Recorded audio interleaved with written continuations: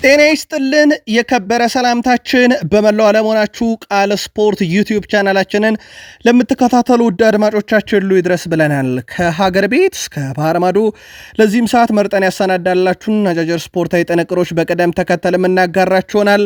እስከ ፕሮግራማችን ፍጻሜ ቆዩ። ላይክ አድርጉ፣ አበረታቱን። እንደዚሁ ቤተሰብ መሆን ካሻችሁ ሰብስክራይብ ማድረግ እንዳይረሳ። ቅዳሜ እሁድ የሊግ ጨዋታዎችን በስፋት ተመለከትን። ክለቦቻችሁ ባስመዘገቡት ውጤት የግል መልከታዎቻችሁን አጋሩን። ዛሬም የሊግ ጨዋታዎች እንደዚሁ ቀጥለው ይካሄዳሉ። በተለይም በተወዳጁ የእንግሊዝ ፕሪሚየር ሊግ በነበሩ ጨዋታዎች ውስጥ ከቢግ ሲክስ ክለቦች ወይም በተለምዶ ምርጥ ስድስት ከሚባሉት ክለቦች ውስጥ ሊቨርፑል እና ሲቲ ብቻ ድፍን 3 ነጥብ ያገኙበት ሳምንት ነበረ። ፕሪሚየር ሊጉም ወደ መጠናቀቅ እየተቃረበ ነው። የአውሮፓ ሻምፒዮንስ ሊግ ደረጃን፣ የዩሮፓ ሊግ ኮንፈረንስ ሊግ ደረጃን ለማጠናቀቅና ለክብር የሚደረጉ ጨዋታዎች እንደቀጠሉ ይገኛሉ። በተወዳጁ የእንግሊዝ ፕሪሚየር ሊግ ቀጣይ ደግሞ የሚጠበቅ የክረምት የዝውውር መስኮት አለ። ክለቦቻችሁ ከወቅታዊ እንቅስቃሴ አንጻር ከአሰልጣኝ ቅየራ እስከ ተጫዋች ዝውውር የግል መልከታችሁ እንደዚሁ በሀሳብ መስጫ ሳጥናችን ላይ አስፍሩልን። አርሰናል፣ ማንቸስተር ዩናይትድ፣ ሊቨርፑል፣ ቼልሲ፣ ማንቸስተር ሲቲን የተመለከቱ ወቅታዊ የዝውውር መረጃዎችን በስፋት ለእናንተ ውድ አድማጮቻችን እያጋራን ቆይታ እናደርጋለን። በድጋሜ ላይክ፣ ሰብስክራይብ፣ ሼር ማድረግ እንዳይረሳም። ከቃል ስፖርት ዩቲዩብ ቻናል ጋር እስከ ፍጻሜ እንድትቆዩ በአክብሮት ጋበዝን። ከሀገር ቤት እንጀምር። የዛሬ አጠራጠር ያሉ ስፖርታዊ መረጃዎቻችንም ውድ ቤተሰቦቻችን የኢትዮጵያ ፕሪሚየር ሊግ 25ኛ ሳምንት ሁለት መርሃ ግብሮችን ተመለከትን። ወልዋሎ ዓዲግራት ዩኒቨርሲቲ ከስሁል ሽረ 1-1 ሲለያዩ ቃሲም ረዛቅ 82ኛው ደቂቃ ለወልዋሎ ዓዲግራት ዩኒቨርሲቲ እንዲሁም ለስሁል ሽረ ጡመ ልሳን ኃይለ ሚካኤል 24ኛው ደቂቃ ላይ ግብ አስቆጥሮም ጨዋታው 1-1 ተጠናቀቀ። ሌላኛው በኢትዮጵያ ፕሪሚየር ሊግ የ25ኛ ሳምንት ተጠባቂ መርሃ ግብር ሀዲያ ሆሳዕና ከመቀለ ሰባ እንደርታ ያደረጉት ጨዋታ ነበረ። መቀለ ሰባ እንደርታ ከረፍት በፊት 45ኛው ደቂቃ ተጠናቆ በተጨመረው 2 ደቂቃ ቤንጃሚን ኮቴ ከረፍት በኋላ 79ኛው ደቂቃ ላይ ብሩክ ሙሉ ጌታ ባስቆጠሯቸው ግቦች 2-0 በሆነ ውጤት ድል ማድረግ ችለዋል። የኢትዮጵያ ፕሪሚየር ሊግ መርሃ ግብሮች ዛሬም በ3 ጨዋታዎች እንደዚሁ ቀጥለው ይካሄዳሉ። ሲዳማ ቡና ከባህር ዳር ከተማ፣ ሐዋሳ ከተማ ከወላይታ ዲቻ እንደዚሁም ቅዱስ ጊዮርጊስ ከኢትዮጵያ ንግድ ባንክ ጋር ዛሬ በኢትዮጵያ ፕሪሚየር ሊግ የሚጠበቁ 3 መርሃ ግብሮች ናቸው። በአውሮፓ እንደዚሁ ተጠባቂ መርሃ ግብሮች አሉ። ሊግ ጨዋታዎች ዛሬ ቀጥለው ይካሄዳሉ። ከነገ ጀምሮ ደግሞ የምንመለከተው ውድ ቤተሰቦቻችን የአውሮፓ ሻምፒዮንስ ሊግ የመልስ ጨዋታዎችን እንደሆነ ይታወቃል። ዛሬ በተወዳጁ የእንግሊዝ ፕሪሚየር ሊግ ቪታሊቲ ላይ በርንማውዝ ከፉልሃም፣ በስፔን ላሊጋ አትሌቲኮ ማድሪድ ከሪያል ቫያዶሊድ፣ በጣሊያን ሴሪኤ ናፖሊ ከኢምፖሊ ጋር የሚያደርጓቸው ጨዋታዎች እጅግ በጣም ተጠባቂ የሚባሉ ጨዋታዎች ናቸው በየሊጎቹ። በአሜሪካ ሜጀር ሊግ ሶከር ኢንተር ማያሚ በ8ኛ ሳምንት ነጥብ ጥሏል። ከቺካጎ ጋር 0-0 በሆናቸው ውጤት ነው መለየት የቻሉት። ሜሲ በጨዋታው ላይ 2 የቅጣት ምት ቢመታም ሁለቱንም ብረቱ መልሶበታል። እጅግ በጣም አነጋጋሪ ገጠመኝ ነበረ። የጨዋታው ላይ የታደሙት የተመልካች ብዛት ሪከርድ ሆኖ ተመዝግቧል። ወደ 62358 ደጋፊዎች ተገኝተዋል። ይህን ያህል ደጋፊ ቺካጎ ፋሪየስ ክለብ ከተመሰረተ ጀምሮ በስቴዲየም ተገኝተው ተመልክተው አያውቁም ነበርና ሊዮኔል አንድሬስ ሜሲ በተቃራኒ ቡድን መፋለም በራሱም በዚህን ያክል ደረጃ ደጋፊዎች ስቴዲየም እንዲገኙ ያደረገ በጣም አነጋጋሪ አጋጣሚ ነበር። ለየት ያለው አጋጣሚ ደግሞ ያው የሜሲ ብረት የመለሰበት አጋጣሚ ነበር። በጨዋታውም ላይ በእርግጥ ሜሲ በበርካታ ነገሮች በጣም የተሻለውም ተጫዋች ነበረ። ወደ 8.4 ሬቲንግም በጨዋታው ላይ ማግኘት ችሏል። ውጤቱን ተከትሎ ኢንተር ሚያሚ ወደ 4ኛ ደረጃ ተንሸራቷል። ኮሎምበስ ክሪው፣ ቻርልተን እንደዚሁም ደግሞ ሴንቲኒያንት ወደ 4ኛ እንዲወርድ ያደረጉ ክለቦች ናቸው። በእርግጥ አንድ ቀሪ ጨዋታ እጁ ላይ ያለ ኢንተር ሚያሚ የሚያሸነፍ ከሆነ ነጥቡን 18 አድርሶ ከኮሎምበስ ክሪው ጋር ነጥቡን ያስተካክላል። ካለው የግብ ክፍያ አንጻር አንደኛ የመሆን እድል አለው። በዚህ ሳምንት ግን ኢንተር ሚያሚ ነጥብ መጣሉን ተከትሎም ወደ 4ኛ ደረጃ ሊንሸራተት ግድ ሆኖበታል። በጣሊያን ተጠባቂው ጨዋታ ላዚዮ ከሮማ ያደረጉት ጨዋታ ነበረ። የሮም ደርቢ ማለት ነው። በጣሊያን ሴሬ ሮማ ከላዚዮ ጋር ያደረጉት ተጠባቂ ጨዋታ ታዲያም የደርቢ ዴላ ካፒታላ ጨዋታ 1-1 በሆናቸው ውጤት ተጠናቋል። የላዚዮን ግብ ሮማን ግሮስ ከመረብ ሲያሳርፍ ማቲያስ ሱል ብቸኛዋን የሮማን ግብ አስቆጥሯል። በጨዋታው ላይ በአሰልጣኝ ክላውዲዮ ራኔሪ የሚመሩት ሮማ ያለፉትን 16 የጣሊያን ሴሪ ጨዋታዎች ሽንፈት የሚባል ነገር አልተመለከቱበትም። ላዚዮ 56 ነጥቦችን በመሰብሰብ ደረጃውንም ወደ 6ኛ ከፍ ማድረግ ሲችል ሮማ በ54 ነጥብ 7ኛ ደረጃ ላይ መቀመጥ ችሏል። እነኚህ ሁለት ኃያላን የጣሊያን ሴሪ ክለቦች ቀጣይ ውድድር ዓመት የአውሮፓ ሻምፒዮንስ ሊግ ለመሳተፍ በሚደረገው ጥረት ላይ የሆነ መለውናቸውን ያስጠበቁበት ግን ደግሞ በቂ ነጥብ ያላገኙበት ምሽት ነበረ። ሌላኛው አታላንታ ከቦሎኛ ጋር ያደረጉት ጨዋታ ነበረ። አታላንታ ቦሎኛን 2-0 አሸንፏል። ማቴዎ ሩዲጌ 3ኛው፣ ፓስሊች 21ኛው ደቂቃ ሁለቱን የማሸነፊያ ግቦች ለአታላንታ ማስቆጠር ችለዋል።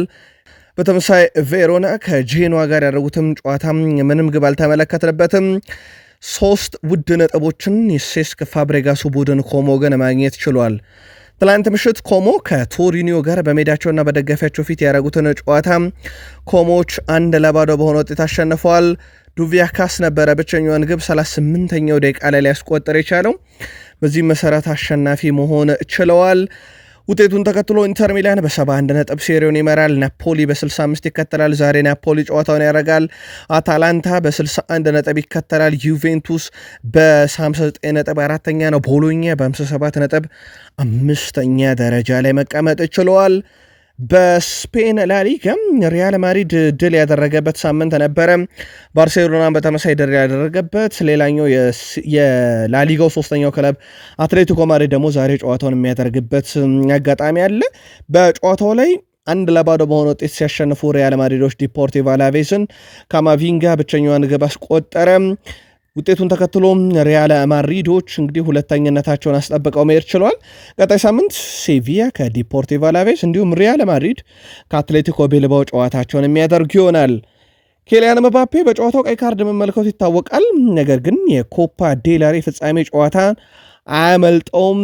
አንድ ጨዋታ ብቻ ነው የሚያመልጠውም። ይህም ተጫዋች ስፔን ላሊጋ የአንድ ጨዋታ ቅጣት ብቻ ተጥሎበታል። በእርግጥ ከበድ ያለ ጥፋት ነበረ በጨዋታው ላይ የፈጸመው። ያው ሆን ብሎ እንዳላደረገው ይታወቃል። ግን ጥፋቱ በቀጥታ በቀይ ካርድ የሚያስወጣ ስለነበረም በቀይ ካርድ ወጣ። አንድ ጨዋታ ብቻ ግን እንዲያመልጠው መደረጉ ነው ይፋ የተደረገው። አንቶኒዮ ሩዲገር ለሪያል ማድሪድ 100 ጨዋታዎችን አድርጓል። በትላንትናው ዕለት እንግዲህ 100ኛ ጨዋታውን በድል ነው መወጣት ችሎ የነበረው። በሪያል ማድሪድ ቤት በርካቶች በካርሎ አንቸሎቲ ደስተኛ አይደሉም ተብሏል። በተለይም በቡድን ውስጥ የሚገኙት ወጣት ተጫዋቾች እንደ አርዳ ጉለር ያሉ ተጫዋቾች በቀጣይ ውድድር ዓመት ከአንቸሎቲ ጋር ላይቀጥሉ ይችላሉ ተብሏል እና ክለቡ አንቸሎቲ እንዲያሰናበት ፍላጎት ካላቸው በርካታ ተጫዋቾች ውስጥ አንደኛው አርዳ ጉለር ነው ተብሏል። የሪያል ማድሪድ ሬዲዮ እንዳስነበበም ከሆነ በርከት ያሉ ጊዜ እያገኙ ያልሆኑ የሪያል ማድሪድ ወጣት ተጫዋቾች የአንቸሎቲን ስንበት ይጠብቃሉ የተባለው ቀጣይ ውድድር ዓመት ካርሎ አንቸሎቲ በራሱ በሪያል ማድሪድ ለመቆየት ምንም ዋስትና የሌላቸው አሰልጣኝ ሆነዋል። ከአርሰናሉ ጨዋታ በፊት ነበር ይህ መረጃ በስፋት የወጣው። እንደውም የባየር ሌቨርኩሰኑ አሰልጣኝ ዣቪ አሎንሶ ከ1 እስከ 3 የፍሎሬንቲኖ ፔሬዝ ዝርዝር ቢወጣ ራሱ ዣቪ አሎንሶ ነው ምርጫቸው እስኪባል ድረስ ነበረ። በኋላም ላይ ያው ክለቡ ባየር ሌቨርኩሰን ጉዳዩን አስተባብሎ ነበረ። አሁን ደግሞ ራሱ የሪያል ማድሪድ ተጫዋቾች እንግዲህ ድምፅ ማሰማት ጀምረዋል ነው እየተባለ የሚገኘው። ከአርዳ ጉለር በተጨማሪ ግን እድል የማያገኙ ሌሎችም ተጫዋቾች የካርሎ አንቸሎቲን ስንበት ይጠብቃሉ ነው የተባለው። ዳኒ ሴባዮስ ስለ ሮቡ ጨዋታ ተጠይቆ ነበረ። ሳንቲያጎ በርናቤዮ ላይ ውጤት ለመቀልበስ የሚደረገውን ጥረት በተመለከተ ማለት ነው 200% ነው መጫወት ያለብን ብለዋል። 100% ብቻ ሳይሆን 200% አቅማችንን አውጥተን መጠቀም አለብን። ደጋፊዎች ያስፈልጉናል፣ በእነሱ ላይ እምነት አለን። ያንን ቀን በደንብ እየጠበቁ ትገኛለሁ ብለዋል። ያው ዳኒ ሴባዮስ ከጉዳት አገግሟል። ስለዚህ በጨዋታው ላይ ለሪያል ማድሪድ ይገኛል ተብሎ ይጠበቃል። 3-0 በሆነ ውጤት እንዴት ይቀለበሳል የሚለው ትልቁ ነገር ነው። ምናልባት ሪያል ማድሪድ ቀንቱ የሚያሸንፍ ከሆነና ወደ ግማሽ ፍጻሜ የሚያልፈ ከሆነ በሳንቲያጎ ቤርናቢዮ ነው ጨዋታው የሚደረገው። የአርሰናልን ጨዋታ አሸንፎ ከፓሪስ ሰን ዠርሜን ምናልባት ሙር ከአስቶን ቪላ የተሻለ ቡድን ስለሆነ ለማለፍ ቢደርስ እንኳን እና በአርሰናሉ ጨዋታ እንደ ቪኒሺየስ ጁኒየር፣ ሞድሪች፣ ሩዲገር፣ ኤንድሪክ፣ ሉካስ ቫስኬዝ፣ አንቸሎቲን ጭምር ቢጫ ካርድ የሚመለከቱ ከሆነ ቀጣይ ጨዋታ እነኚህ ተጫዋቾች በቀጥታ የሚያልፋቸው ይሆናል። ስለዚህ በጣም ጥንቃቄ ማድረግ ያለበት ጨዋታ ነው። ሪያል ማድሪድ ቢያልፍ ራሱ እንደው በተአምርና ነገርየው ከበድ ሊል ይችላል። ግማሽ ፍጻሜ ላይ ራሱ ለሪያል ማድሪድ ሁኔታዎች በዚህኛው ሳምንት ቢሳካ ግን ከበድ ያለው አጋጣሚ ነው። ለማንኛውም በአርሰናል የመረጃ ክፍለ ጊዜ ይህን ጨዋታ እንመለከተዋለን። ሌላው በስፔን ላሊጋም ጨዋታ የነበረው አትሌቲኮ ቢልባኦ ከሪዮ ቫይካኖ ያደረጉት ጨዋታ ነበረ። አትሌቲኮ ቢልባኦ ሪዮ ቫይካኖን 3-1 በሆነ ውጤት አሸንፈዋል። ስካንት፣ ኒኮ ዊሊያምስ እና እንደዚሁ ስካንት 2 ግቦች ነው በጨዋታው ላይ ማስቆጠር የቻለው። ስለዚህ ስካንት 2 ግቦች፣ ኒኮ ዊሊያምስ 1 ግብ አስቆጥሮላቸዋል። ብቸኛዋን የሪዮ ቫይካኖ ግብ ሲስ ነበረ 37ኛው ደቂቃ ላይ ማስቆጠር የቻለው፣ ግን ቡድኑን ከሽንፈት ሊታደገው አልቻለም። በዛሬው ዕለት ደግሞ አትሌቲኮ ማድሪድ ከሪዮ ቫይካኖ ምሽት 4 ሰዓት በስፔን ላሊጋ ጨዋታቸውን የሚያደርጉ ይሆናል። የሳምንቱን ውጤቶች ተከትሎ ባርሴሎና በ70 ነጥብ አሁንም የስፔን ላሊጋን ይመራል። ሪያል ማድሪድ በ66 ነጥብ ሁለተኛ ነው፣ በ4 ነጥቦች ዝቅ ብሎ። አትሌቲኮ ማድሪድ አንድ ቀሪ ጨዋታ እጁ ላይ ያለ በ60 ነጥብ ሶስተኛ፣ አትሌቲኮ ቢልባኦ በ57 ነጥብ አራተኛ፣ ቪላሪያል በ51 ነጥብ 5ኛ ደረጃ ላይ እንደዚሁ መቀመጥ ችለዋል። በጀርመን ቡንደስሊጋ አይንትራክ ፍራንክፈርት እጅግ በጣም ወሳኝ ጨዋታ ነበረው። ከሄደንሄም ጋር ያደረጉት ጨዋታ ነበረ። ጨዋታውን 3-0 በሆነ ውጤት አይንትራክ ፍራንክፈርት ማሸነፍ ችለዋል። 10ኛው ደቂቃ ላይ ቦያ አስቆጠረ። ካውች 42ኛው ደቂቃ ላይ ኤኬቴኬ 71ኛው ደቂቃ ላይ የመጨረሻውንና ለቡድኑ 3ኛዋን ግብ አስቆጠረ። ኤኬቴኬ ግን ዘንድሮ እጅግ በጣም አስደናቂ የውድድር ዓመትን ከአይንትራክ ፍራንክፈርት በተለይም ከኡመር መርሙሽ መውጣት በኋላ እያስመለከተን ይገኛል። ጅማሮ ፍጹም የተለየ የሚባል ነው። ሌላኛው በስቱትጋርትና በወርደር ብሬመን መካከል የነበረ ጨዋታ ነው። ከሜዳ ውጭ የተጫወተውም ወርደር ብሬመን ስቱትጋርትን 2-1 በሆነ ውጤት ማሸነፍ ችሏል። ጨዋታው ሲጀመር እንግዲህ ለስቱትጋርት 19ኛው ደቂቃ ላይ ስትሪጌ ግብ አስቆጥሮላቸው 1-0 ይመሩ ነበረ። በኋላም ላይ ግን 32ኛው ደቂቃ ላይ ብሩካቻ ያደረጋቸው። ከረፍት ሲመለሱ ዋልትሜድ በሁለተኛ ቢጫ ካርድ በቀይ ካርድ ከስቱትጋርት በኩል ሲወጣ ወርደር ብሬመኖች እንግዲህ የተጫዋች ቁጥር ብልጫ አገኙ። 9ኛው ደቂቃ ላይ ቡረክ መልሶ ለወርደር ብሬመንም ለራሱም ሁለተኛውን ግብ አስቆጥሮ ወርደር ብሬመን ስቱትጋርትን 2-1 በሆነ ውጤት ድል አደረገ። የሳምንቱን ጨዋታ ውጤቶች ተከትሎም በደረጃ ሰንጠረዡ ባየር ሙኒክ በ69 ይመራል። ባየር ሌቨርኩሰን በ63 ይከተላል። አይንትራክ ፍራንክፈርት በ51 ሶስተኛ ነው። አርቢ ሌፕዚግ በ48 አራተኛ፣ ሜንዝ በ46 ነጥብ አምስተኛ፣ እንደዚሁም ደግሞ ፍራይቡርግ በ45 ነጥብ ስድስተኛ ደረጃን የአውሮፓ መድረክ የሚያሳተፋቸው ደረጃ ድረስ ይዞት ይገኛሉ። ቦሩሲያ ዶርትመንድም 42 ነጥብ አለው። ብዙም አይርቅም ከአውሮፓ መድረክ። ምናልባት በቀጣይ በቀሩት መርሃ ግብሮች ላይ ምን አይነት ውጤቶችን ያስመዘግባል የሚለው ደግሞ የሚጠበቅ ነው የሚሆነው። 29ኛ ሳምንት ላይ ደርሷል። ያው 34ኛ ሳምንት ላይ ነው የሚያልቀውና 5 ሳምንታት ብቻ ለጀርመን ቡንደስሊጋ ይቀሩታል። የፍራንስ ሊጋ ተጠናቋል በፓሪስ ሰን ዠርሜን አሸናፊነት። ነገር ግን ትላንትና እጅግ በጣም ወሳኝ ጨዋታ ነበረ። ኦሎምፒክ ሊዮን ከአውዤር ያደረጉት ጨዋታ ነበረ። ኦሎምፒክ ሊዮን ጨዋታውን 3-1 በሆነ ውጤት ድል ማድረግ ችሏል። ሚኪ ታውድ 54ኛው ደቂቃ ላይ በፍጹም ቅጣት የምታስቆጠረላቸው፣ 62ኛው ደቂቃ ላይ ቼርኪ።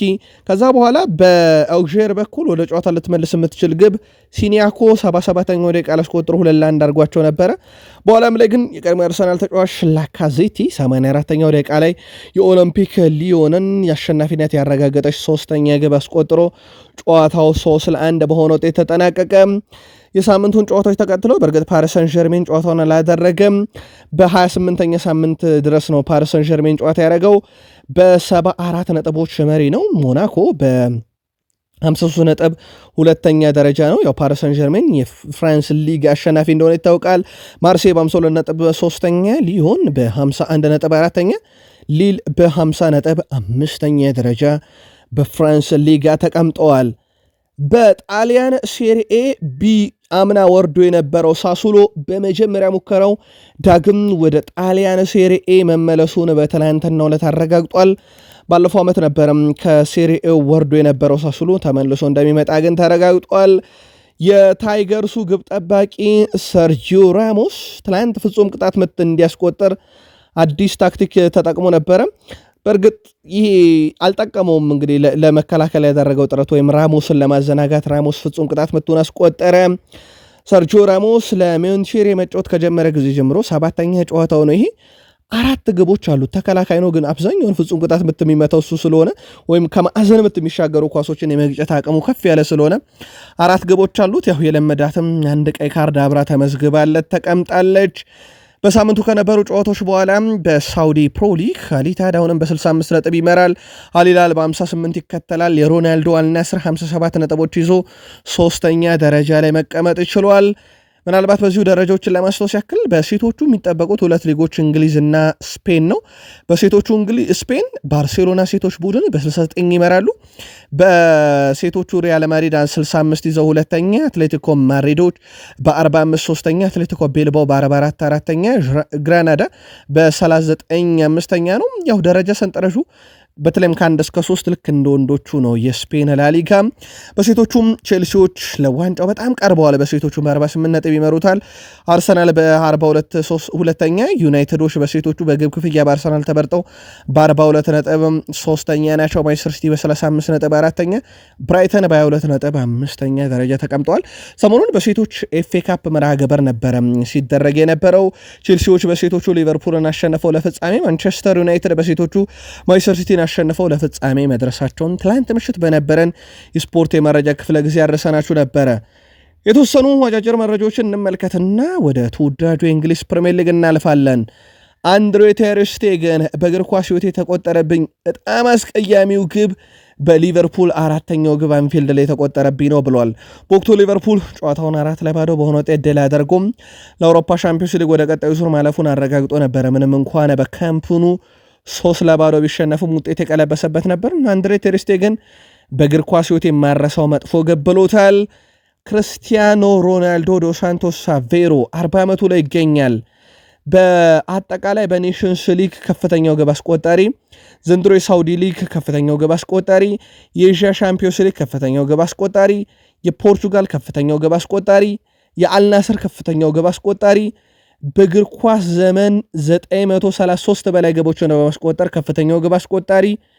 እኚህ ሁሉ ሪካርዶች የተያዙት በ40 ዓመቱ CR7 ክርስቲያኖ ሮናልዶ ነበር። በዚህ ሳምንት ክለቡ አልናስርም ድል ሲያደርግ 2 ግብ አስቆጥሯል። ሁለተኛዋ የማሸነፊያዋ ግብ ደግሞ ፍጹም የተለየች እንደነበረች እኛም በመረጃችን አደረሰናችሁ ነበረ። ውድ ቤተሰቦቻችን ቃል ስፖርት ዩቲዩብ ቻናላችን ላይ ናችሁ። ከሀገር ቤት እስከ ባህር ማዶ የተመራረጡ ስፖርታዊ ጥንቅሮችን እያደረስናችሁ እንገኛለን። ከተወዳጁ የእንግሊዝ ፕሪሚየር ሊግ ብቻ ወዳገኘናቸው አጫጭር ስፖርታዊ ጥንቅሮቻችን እንሻገር። ላይክ፣ ሰብስክራይብ፣ ሼር ማድረግ እንዳይረሳ ውድ ቤተሰቦቻችን። በፕሪሚየር ሊጉም ሊጠናቀቅ እንግዲህ ፕሪሚየር ሊጉም በጣት የሚቆጠሩ ያህል ጨዋታዎች ቀርተውታል። ታዲያ ካሁኑ ክለቦች ተጫዋቾችን ለማዘወር በሚደረግም ጥረት ላይ መሳተፍ ጀምረዋል። ጆናታን ዴቪድ በርካታ የአውሮፓ ክለቦች ፈላጊዎቹ ናቸው። በፕሪሚየር ሊግ እንደ ማንቸስተር ዩናይትድ ያለን ክለብ በትልቁ ማንሳት ብንችልም ዌስትሃም ዩናይትዶችም ይህን ተጫዋች ለማግኘት ወኪሉን በትላንትናው ዕለት ማነጋገራቸው ተረጋግጧል። ከሊል በዓመቱ መጨረሻ በነጻ የሚለቀው ጆናታን ዴቪድ እስካሁን መዳረሻውን ያልወሰነ ተጫዋች እንደሆነ ይታወቃል። በዚህ ሳምንት ከነበሩ ጨዋታዎች ውስጥ አስቶን ቪላ ወራጅ ቀጠና ውስጥ ያለውና መውረድን ያረጋግጠው ሳውዛምፕተንን 3-0 ያሸነፈበት ጨዋታ ተጠቃሽ ነው። በእንግሊዝ ፕሪሚየር ሊግ ታሪክ ግን አስቶን ቪላ አዲስ ነገር አስመልክቶናል። ይህም 3 ተቀይረው የገቡ ተጫዋቾች 3ቱም ግብ አስቆጠሩ። ዶኒ ማለን 66ኛው ደቂቃ ላይ፣ ኦሌ ዋትኪንስ 66ኛው ደቂቃ ላይ፣ ጆን ማጊን 85ኛው ደቂቃ ላይ ወደ ሜዳ ተቀይረው ገብተው ግብ ያስቆጠሩ ተጫዋቾች ናቸው። በእንግሊዝ ፕሪሚየር ሊግ ታሪክ 3 ተጫዋቾች ተቀይረው ገብተው 3ቱም ግብ ሲያስቆጥሩ ይህ ለመጀመሪያ ጊዜ ሆኗል። ቅዳሜ ከነበሩም እጅግ በጣም አነጋጋሪ ጨዋታ ውጤቶች አንደኛው ነበረ። ከዕለተ እሁዱ በጣም ያልጠበቅነው ጨዋታ የወልቭስ ቶትናምን 4-2 ማሸነፍ ነበረ። አይታ ኑሪ፣ ለሰንና ኩንሃ እንደዚሁም ጀደን ስፒንስ በራሱ ግብ ላይ ለቶትናም ደግሞ 2ቱን ግቦች ቴሌና ሪቻርልሰን ያስቆጠሩበት ነበረ። ወልቭሶች ከ1972 በኋላ ለመጀመሪያ ጊዜ በሊጉ 4 ተከታታይ ጨዋታዎችን ድል ያደረጉበት ነበረ።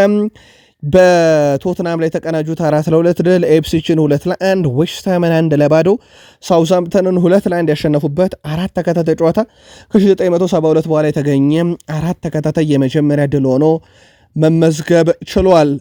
ኤቨርተኖችም በዚህ ሳምንት ድል አድርገዋል። ኖቲንግሃም ፎረስትን 94ኛው ደቂቃ ላይ በአብዱላ ዶኩሬ ግብ እንዳሸነፉ ነግረናችሁ ነበረ። ለየት ያለው ነገር ግን አብዱላሂ ዶኮሬ ግብ ባስቆጠረባቸው ጨዋታዎች ላይ ሽንፈት የሚባል ነገር ኤቨርተን ቀምሶ አያውቅም። በ20 ጨዋታ 14 ድል 6 ናቸው ወጥቷል። ዶኮሬ በቶፊዎች ቤት ያለው ኮንትራት በሰኔ ወር እንደሚጠናቀቅ ይታወቃል። በእርግጥ ኮንትራቱን የማራዘም ፍላጎት አሁንም በክለቡ በኩል እንዳለ ይታወቃል። በኤቨርተን በኩል እስካሁን ግን ምንም አይነት ድርድር እንዳልተደረገ ይፋ ተደርጓል። ኤኬ ጉንዶዋን በማንቸስተር ሲቲ ቤት እስከ 2026 እንደሚቆይ ነው መረጃዎች እየወጡ የሚገኙት። ፔፕ ጋርዲዮላም ከተጫዋቹ ጋር ውይይት ማድረጋቸው እየተነገረ ይገኛል። በአመቱ መጨረሻ ላይ ክለቡን ይለቃል ተብሎ ሲጠበቅ የነበረው ኤኬ ጉንዶዋን አሁን ላይ እስከ 2026 ሊቆይ የሚችልበት እድል እንዳለ ፋብሪዞ ሮማኖ በሰበር አስነብቧል። ኬቨን ደብሮናን ያሰናበተው ማንቸስተር ሲቲ ለኤኬ ጉንዶዋን ግን ተጨማሪ እድል ሊሰጠው እንደሆነ ነው መረጃዎች እየወጡ የሚገኙት። ለማንኛውም ፔፕ ጋርዲዮላ ከተጫዋቹ ጋር ያላቸው ልዩ ቀረቤታ ለዚህ ምክንያት ሊሆን እንደሚችልም ነው እየተዘገበ የሚገኘው። ማንቸስተር ሲቲዎች የመሃል ሜዳ ክፍላቸውን፣ የተከላካይ ክፍላቸውን፣ የአጥቂ ክፍላቸውን ማጠናከር በጣም ወሳኝነት የያዙት ስራ ነው። በተለይም በአጥቂ ላይ የ10 ቁጥር ሚና የአማካኝ ስፍራቸውን ለማጠናከር ኢስኬል ፓላሲዮስን ለማስፈረም ፍላጎት እንዳላቸው ተዘግቧል። በባየር ሌቨርኩሰን ቤት ይገኛል። የፍሎሪያን ዌርዝን ፈላጊ እንደሆኑ ይታወቃል ከዚሁ ክለብ። ሌላኛውን ተጫዋች ደግሞ ስኬለ ፓላሲዮስን ለማስፈረም ቀጣይ ጥረት እንደሚያደርጉ ተረጋግጧል። በዚህ ሳምንት ከቶፕ 6 ክለቦች ሁለተኛው ድል አድራጊ ክለብ ነው ከሊቨርፑል በተጨማሪ ማንቸስተር ሲቲ። በተለይ ደግሞ የኖቲንግሃም ፎረስት መሸነፍ፣ የቼልሲ ነጥብ መጣል ጥሩ አጋጣሚ ነበረ ለፔፕ ጋርዲዮላ ቡድን። ማንቸስተር ሲቲ 5-2 ፓላስን በዕለተ ቅዳሜ ምሳሳት ጨዋታ ሲያሸንፉ ደብሮይነ፣ አማር፣ ሙሽኮቫችች፣ ማኬቴ እና ኦሪኤል ግብ አስቆጥሮላቸው እንደነበረም የሚዘነጋ አይደለም። የኤንዞ ማሬስካው ቡድን ቼልሲም በዚህ ሳምንት ያልተጠበቀ ነጥብ ያውም ስታንፎርድ ብሪጅ ላይ ያውም ለመጀመሪያ ጊዜ በእንግሊዝ ፕሪሚየር ሊግ ታሪክ በስታንፎርድ ብሪጅ በወራጅ ቀጠና ቡድን ለረጅም ደቂቃ ሲመራ ነበረ። ለማንኛውም ቼልሲዎች በስታንፎርድ ብሪጅ 2-2 ሲያጠናቀቁም ኢንሲሶ እና ጆንስ 19ኛው እና 31ኛው ደቂቃ ላይ ኢፕስዊችን መሪ ያደረጉ ለግቦች አስቆጠሩ። ከረፍት በኋላ ተዋንዞቤ በራሱ መረብ ላይ እንደዚሁም ጄደን ሳንቾ ፍጹም የተለየች ግብ ምናልባት ወደኋላ መለስ ብለን የማንቸስተር ዩናይትድ የቀድሞ ተጫዋች በነበረ ሰዓት አሽሊ ያንግ ሲያስቆጠራቸው የነበሩ የከርል ግቦችን አስመለከተን። የሰሜዎቹ ዋና አሰልጣኝ ኤንዞ ማሬስካም የክለቡ ደጋፊዎች ተጫዋቾቹን እንዲያግዙ ጥሪ ያቀርበዋል። ደጋፊዎች ተጫዋቾችን መደገፍ አለባቸው፣ ሜዳ ላይ ከነሱ በተቃራኒ ሊቆሙ አይገባም ሲሉ ማሬስካ ደጋፊዎችን ጠይቀዋል። አክለውም ቡድኑ በአውሮፓ ሻምፒዮንስ ሊግ እንዲሳተፍ ማገዝ ነው ያለብን፣ ቀሪ ጨዋታዎችን ማሸነፍ እንችላለን ብለዋል። በኢፕስዊች ታውን ነጥብ የጣለው ቼልሲ 54 ነጥቦችን መሰብሰብ ወደ 6ኛ ደረጃ ላይ ተንሸራቷል። እንግዲህ በአንድ ጨዋታ ብቻ ቼልሲ ከቶፕ 4 ውስጥ ለመውጣት የተገደደበት ሳምንት ነበረ። ቼልሲም በታሪኩ ለመጀመሪያ ጊዜ በፕሪሚየር ሊግ ስታንፎርድ ብሪጅ ወራጅ ቀጠና በሚገኝ ቡድን በመጀመሪያ አጋማሽ 2 ግቦች ተቆጥሮበት 2-0 ለመመራት እንዲሁ የተገደደበት አጋጣሚ ነበረ። ጄደን ሳንቾም ወደ 6 ጨዋታዎች ይቀሩናል፣ በእነኚህ ጨዋታዎች ላይ መፋለም መታገል ይጠበቅብናል። በተለይም የአውሮፓ ሻምፒዮንስ ሊግ ለእኛ በጣም ወሳኝ ነው። ስለዚህ ከፊታችን ያሉ ጨዋታዎች በሙሉ ለእኛ የፍጻሜ ያክል ይሆናሉ ብለዋል። በኢፕስዊች ታውን በኩል እንግዲህ በቼልሲ ላይ በጣም የሚያደንቁት ሊያም ዴላፕ ግብ ያስቆጠርባቸውም፣ ግን ማሬስካ በተሻለ ጨዋታውን ይወጡታል ተብለው ጠብቀው ነበር። ያው ኢፕስዊች ወራጅ ቀጠና ውስጥ ያለ ክለብ ስለሆነ እና በተወሰነ መንገድ ለቼልሲ ቅድመ ግምት ቢሰጥም ግን ያንን ማድረግ አልቻሉም። ኤንዞ ማሬስካም በተወሰነ መንገድ በራስ መተማመናችን በጣም ወርዶ ነበርም ያሉበት አንደኛው አጋጣሚ ነበር። በተለይም ደጋፊዎች እንዲደግፏቸው የጠየቁበትም ዋና ምክንያት ያ ነበረ። በጄደን ሳንቾ በኩል እንግዲህ በጨዋታው ላይ ግብ ማስቆጠሩን ተከትሎ በርካቶች ይህ ተጫዋች በወጥነት ቀጣይ ቼልሲን ካገለገለ ምናልባትም ኮንትራቱን በዛው ሊያራዝም ይችላል የሚሉ መልከታዎችንም እያጋሩ ነው። ለማንኛውም የተቀሩት ወደ 6 የሚጠጉ ጨዋታዎች ለቼልሲም ለጄደን ሳንቾም ምናልባትም እልውናቸውን አንድ ላይ መቆየትና የመለያየት የሚወስን ይሆናል። ለማንኛውም ቼልሲ ወደ 6ኛ ሲንሸራተት እንደ ኒካስል ዩናይትድ ያለ ክለብ ሮብ ከፓላስ ጋር ጨዋታውን ያደርጋልና የሚያሸንፍ ከሆነ ነጥቡን 59 ያደርሳል። ለማንቸስተር ሲቲም ለቼልሲም አደጋ ነው የኒካስል ዩናይትድ ቶፕ 4 ውስጥ ሆኖ እንዳያጠናቅቁ። ለማንኛውም አሁን ኒካስል ነው ቶፕ 4 ውስጥ ያለው 56 ነጥብ፣ ማንቸስተር ሲቲ በ55 አምስተኛ፣ ቼልሲ በ54 ነጥብ 6ኛ ደረጃ ላይ ተቀምጧል። አስቶን ቪላ ጋር ያላቸው ነጥብ ልዩነት ተመሳሳይ ነው፣ በግብ ክፍያ ነው ቼልሲ የሚበልጠው። ከፉላም ጋር ያላቸው ነጥብ ልዩነትም ወደ 6 ነው፣ የሁለት ጨዋታ ነው። በዛ ላይ ፉላም ቀሪ ጨዋታ አለው። ብራይተን እንደዚሁ 48 ነጥብ 6 ነጥብ ነው ልዩነቱ። በርንማውዝ አንድ ቀሪ ጨዋታ አለው 45 ነጥብ እና ቶፕ 4 ውስጥ ማጠናቀቅ ዘንድሮ ለሁሉም እዚህ አካባቢ ላሉ ክለቦች ትንሽ ከበድ ሊል ይችላል። በዝውውር መስኮቱ ከአርሰናል ጋር ጥብቅ ፉክክር አሁንም እንደሚያደርጉ ይጠበቃል። ኒኮ ዊሊያምስን ከአትሌቲኮ ቤልባኦ ለማምጣት የውል መፍረሻው 60 ሚሊዮን ዩሮ ነው። በቼልሲ በኩል እንኳን ቀጣይም ክረምት ገንዘብ ለማውጣት ይቸገራሉ ተብሎ አይጠበቅም። ቶድ ቦኪስ አይረጥብም። በቀጣይ ውድድር ዓመት ተጫዋቾችን ግን በበርካታ መንገድ ለመልቀቅ ዝግጅት አለ። በውሰት በቋሚነትና በስምነት ከክለቡ የማስወጣት እቅድ በቼልሲም በኩል ተይዞ እንዳለ ይታወቃል።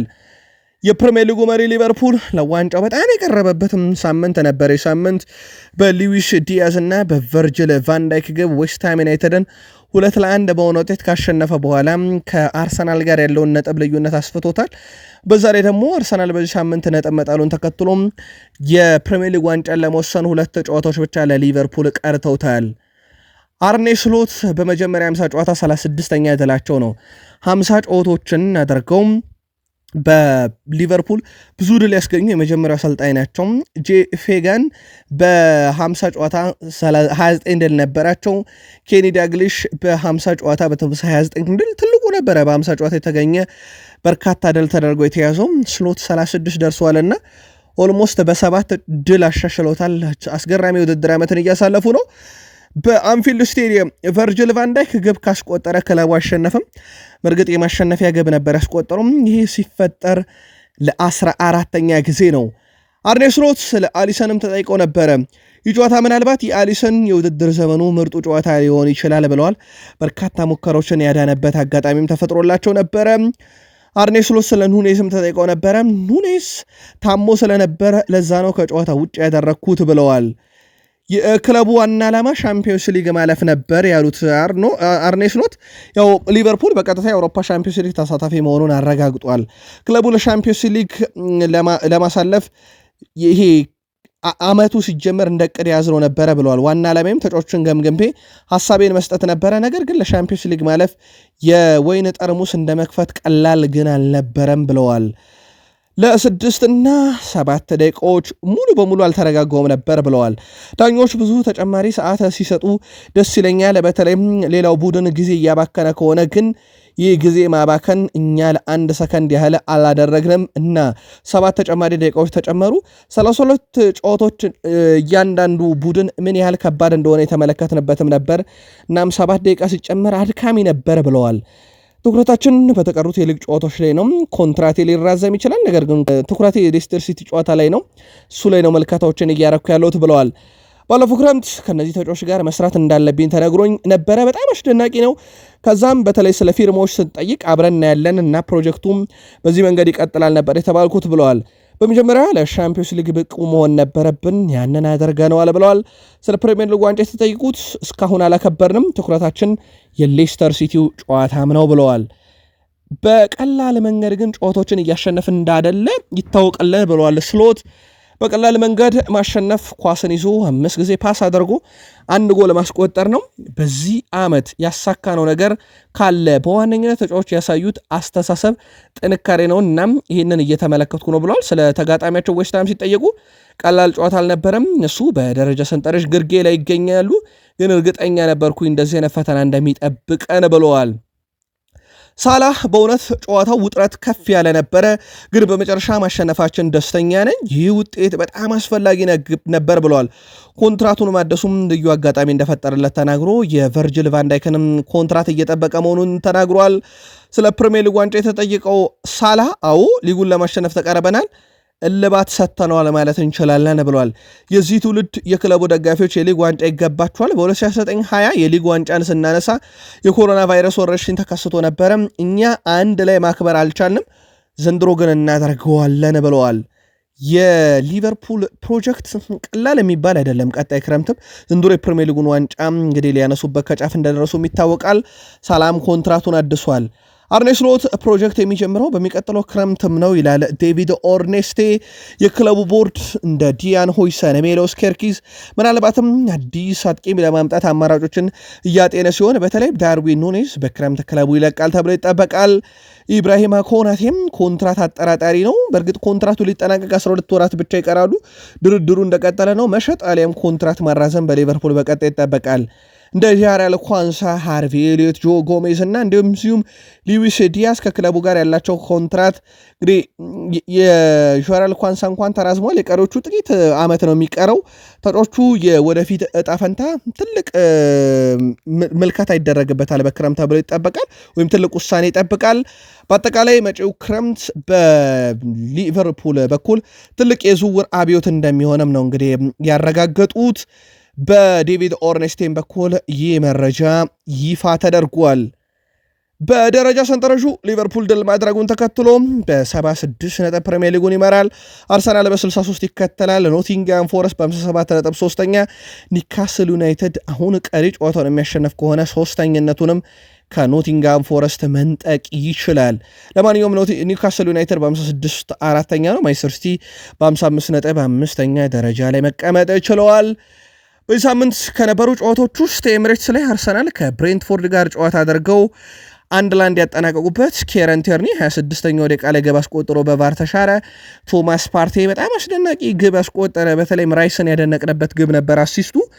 1-0 ቢመሩም ነገር ግን ይህ ግብ መቀጠል የቻለው ለ13 ያህል ደቂቃዎች ብቻ ነው። ዊሳ 74ኛው ደቂቃ ላይ ግብ አስቆጥሮም ጨዋታው 1-1 በሆናቸው ውጤት ነበረ ለአርሰናል የተጠናቀቀው። አርሰናል አሁን የሚያሳስባቸው የፕሪሚየር ሊግ ዋንጫ አይደለም፣ በእርግጥ ያበቃለት ነገር ነው። የሚያሳስባቸው በሙሉ የአውሮፓ ሻምፒዮንስ ሊግ እንደሆነም ይታወቃል። 2025 ከገባ ጀምሮ በፕሪሚየር ሊጉ እንደ ዴክላን ራይስ ብዙ ትልቅ የግብ ዕድሎችን የፈጠረ ተጫዋች የለም። ራይስ 8 ትልቅ የግብ ዕድሎችን በመፍጠር ከሁሉም የሊጉ ተጫዋቾች ግንባር ቀደም መሆን የቻለበትም አጋጣሚ ተፈጥሯል። በአውሮፓ ሻምፒዮንስ ሊግም አርሰናልን በተለይም ወደ ቀጣዩ ዙር እንዲያልፍ ትልቁን ድርሻ አበረከቱ ካልን ዴክላን ራይስን በአንደኝነት መጥራት እንችላለን። ሳንቲያጎ ቤርናቤው ላይ ምን ያሳየናል የሚለው እንዳለ ሆኖ በኤሚሬትስ ላይ ግን 2 አስደናቂ ቅጣት ምቶች እንዳስቆጠረ ይታወቃል። ምናልባት ከዚህኛው የአርሰናል ጨዋታ ጋር በተያያዘ ውድ ቤተሰቦቻችን ሪያል ማድሪድ ከአላቬዝ ጋር በነበረ ጨዋታ የአላቬዝ ደጋፊዎች በስቴዲየሙ የአርሰናልን መለያ ይዘው ገብተው ለሪያል ማድሪድ ተጫዋቾች ሲያሳዩቸው ነበር። በተለይም ሪያል ማድሪድ ተጫዋቾችን ለማናደድና ጨዋታ ውስጥ ተረጋግተው ጨዋታ እንዳያረጉ ለማድረግ የአርሰናልን መለያ ይዘው ወጥተው ነበረ። ያው አርሰናል በሳምንቱ ከበድ ያለ አደጋ የሚፈጠር ሽንፈት እንዲያጋጠመው እንዳደረገ ይታወቃል። ሪያል ማድሪድ ማይክል አርቴታ ሪያል ማድሪድን ስላሸነፉበት ጨዋታና ስለ ሮቡ ጨዋታ ተጠይቀው ነበረ። ከአንድ ቀን በፊት ተናግሬ ነበረ ስለ ማመን፣ በተለይ ቡድኑ ማመን አለበት ስል ማመን ግን በአስተሳሰብ ብቻ አይደለም፣ ያ በቂ አይደለም። ኃላፊነት፣ ስሜትና ይህ እውነትን ይዞ መገኘት፣ አሸንፋለሁ ብሎ እውነተኛ ብቃትን ይዞ ሜዳ ላይ መገኘት ያስፈልግ ነበረ። ስላመንን ብቻ ሳይሆን ስለሰራንም ድል ያደረግነው። አሁንም ማመን አለብን እንደምናሸንፍ፣ ግን ያ እምነት የሚፈጠረው ባለን ብቃት ላይ በእውነተኝነት ሜዳ ላይ ታጋይ ሆነን ማሳየት፣ ለደጋፊዎቻችን ታማኝነት ማሳየት፣ ኃላፊነትን መወጣት ይጠበቅብናል ብለዋል። እንግዲህ እውነተኛውን ቡድን ይዤ እመጣለሁ ብለዋል። ሮብም እውነተኛው ቡድኔ ያለፈው ሳምንት አሸንፏል፣ አሁንም ያሸንፋል ብለዋል አሰልጣኝ ማይክል አርቴታ። አስደናቂ ቡድን በአውሮፓ ሻምፒዮንስ ሊግ ዘንድሮ እያሳዩን ይገኛሉ። ቪኒሺየስ ጁኒየር ግን ሮብ ቤርናቢዮ ላይ አርሰናልን ለመግጠም በጣም ጓጉቻለሁ፣ ቀኑ እስኪደርስ መጠበቅ አልቻልኩም ብለዋል። በትልቁ የሚጠበቀው ጨዋታ አነጋጋሪነቱ እንደቀጠለ ነው። ምናልባት የምሽት መረጃችንን ካልተከታተላችሁም የማድሪድ ፖሊስ መግለጫ ሰጥቷል። ሮብ በሚደረገው የአርሰናልና የማድሪድ የመልስ ጨዋታ ከመጀመሩ በፊት የአርሰናል ተጫዋቾች ከሆቴል ወደ ቤርናቢዮ ሲያቀኑ ልዩ ጥበቃ በፖሊስ እንደሚደረግላቸው ተረጋግጧል። ምክንያቱም ደግሞ የሪያል ማድሪድ ደጋፊዎች አርሰናል ባሱ ላይ ጭምር ጫና እናደርሳለን ማለታቸውን ተከትሎ እንደሆነ ይታወቃል። በእንግሊዝ ፕሪሚየር ሊግ ማንቸስተር ዩናይትድ በ32ኛ ሳምንት ሴንት ጄምስ ፓርክ ስቴዲየም ከኒካስል ዩናይትድ ጋር ያደረገው ጨዋታ ከበድ ያለ ሽንፈት አስተናግዶበታል። 4-1 ነው የተሸነፈው ዩናይትድ። ባርንስ 2 ግቦችን አስቆጠረ። ጉማሌሽና ቶናሊ ቀሪዎቹን ግቦች ያስቆጥሯል። አሌሃንድሮ ጋርናቾ ብቸኛውን የዩናይትድ ግብ ያስቆጠረ ነው። ማንቸስተር ዩናይትድ በውድድር ዘመኑም 14ኛ የፕሪሚየር ሊግ ሽንፈታቸው ነው። ማንቸስተር ዩናይትዶች ያለፉትን 4 ጨዋታ ማሸነፍ አልቻሉም። ኒካስል ዩናይትድ ማሸነፉን ተከትሎ ደረጃውን 4ኛ የደረሰበትም አጋጣሚ ተፈጥሯል። ለማንኛውም ኒካስል ሮብ ከፓላስ ጋር ሴንት ጄምስ ፓርክ ስቴዲየም ቀሪ ጨዋታውን ያደርጋል። ማንቸስተር ዩናይትድ ቀጣይ ሳምንት ኦልትራፎርድ ላይ ከወልቭስ ጋር ነው ጨዋታውን የሚያደርገው። ለዩናይትድ ሽንፈቱ መራራ እንደሆነ ምንም ጥያቄ የለውም። ሌላ መጥፎ አጋጣሚ ግን ዩናይትድ ቤት ተፈጥሯል። ኔዘርላንዳዊ የማንቸስተር ዩናይትድ የመስመር ተጫዋች ጆሽኳ ዚርክዚ ማንቸስተር ዩናይትድ በኒካስል በተሸነፈበት ጨዋታ ጉዳት አስተናግዷል። ተጫዋቹ በጉዳቱም ሐሙስ በሚደረገው የዩሮፓ ሊግ ጨዋታ ላይ ላይደርስ እንደሚችል አሰልጣኝ ሩበን አሞሪም ያረጋግጧል። ዚርክዚ ሐሙስ ለሊዮን ጨዋታ የሚደርስ አይመስለኝም፣ ጨዋታው ያመልጠዋል ብለዋል ሩበን አሞሪም።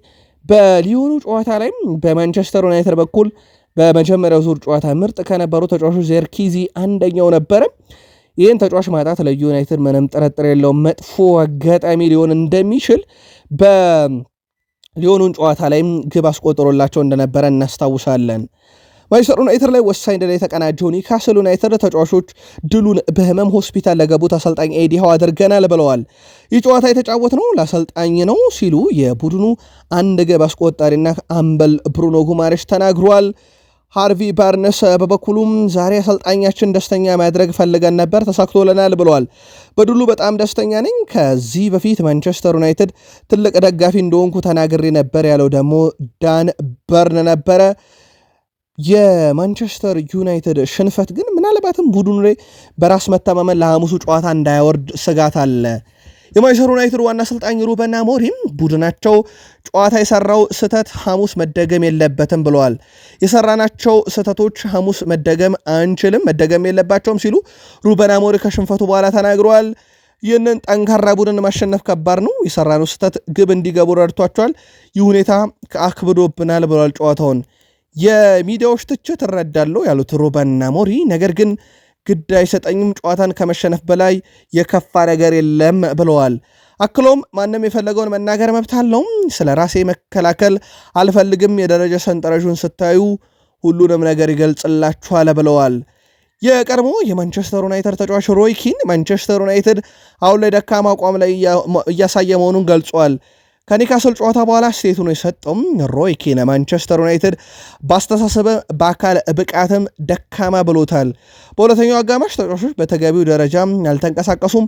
አሞሪም አሁን ላይ ያለው ዩናይትድ ምን ያህል የደከመ እንደሆነ ማመን አልቻለም ብዬ እገምታለሁ። ቡድኑ እጅግ በጣም ደካማና በጣም የወረደ ብሎታል። የማንቸስተር ዩናይትዱ አምበል ብሩኖ ፈርናንዴዝ ቡድናቸው በሐሙስ የዩሮፓ ሊግ ጨዋታ ያለውን ሁሉ እንደሚሰጥ ተናግሯል። ብሩኖ ፈርናንዴስ የተቆጠሩብን ሁሉም ግቦች ስህተት ነበሩ ብሏል። አክሎም ሐሙስ ሜዳ ላይ ያለንን ሁሉ ሰጥተን እንፋለማለን፣ ከደጋፊዎቻችን ጋር በጋራ አንድ አስደሳች ነገር የሚኖረናል ብሏል። ሐሙስ አጥቅተን እንጫወታለን፣ ስቴዲየሙ ደማቅ ይሆናል፣ ከጅምሩ መምራት አለብን፣ ምክንያቱም ግማሽ ፍጻሜ መድረስ ግድ ስለሚለን ብሏል። ማንቸስተር ዩናይትድ ከ1931 በኋላ ለመጀመሪያ ጊዜ በኒካስል ዩናይትድ በደርሶ መልስ ተሸንፏል። ኦልትራፎርድ ላይ 2-0፣ ሴንት ጄምስ ፓርክ ላይ 4-1፣ በድምሩ 6-1 በዚህ ዓመት ኒካስል ዩናይትድ ተሸነፈ። ሩበን አሞሪም በማንቸስተር ዩናይትድ 21 ጨዋታ 6 ተሸነፈ፣ 5 አቻ ወጣ፣ 10 ብቻ ነው ያሸነፈው። በ11 ጨዋታ ቡድኑ ነጥብ ጥሏል። በሰር አሌክሳንደር ቻክማን ፈርጉሰን ዘመን ዩናይትድ በ810 ጨዋታ 114 ሽንፈት ነበረ። አሁን ግን ገና በ450 ጨዋታ ከፈርጊ በኋላ 115ኛ ሽንፈታቸው ሆኗል። ማንቸስተር ዩናይትድ በአንድ ሲዝን ብዙ ጨዋታ የተሸነፈበት ዓመት በኤሪክ ቴን ሃግ ስር 14 ጨዋታ ነበረ። ገና 6 ጨዋታ እየቀረ ዘንድሮ 14ኛውን ሽንፈት ቀምሷል። ማንቸስተር ዩናይትድ በ32 የፕሪሚየር ሊግ ጨዋታ ያስመዘገበው የነጥብ ብዛት ያሸነፈውና ያስቆጠረው ግብ ብዛት በፕሪሚየር ሊጉ ታሪክ እጅግ በጣም ዝቅተኛውም ነው። ሮይ ኪን በብሩኖ ፈርናንዴዝ ዙሪያ ሐሳቡን አጋርቷል። ስለ ደጋፊዎችና ስለ አጠቃላይ ነገሮች እንግዲህ እየተነገረ ያለው ነገር አስከፊ ነው፣ እደግመዋለሁ።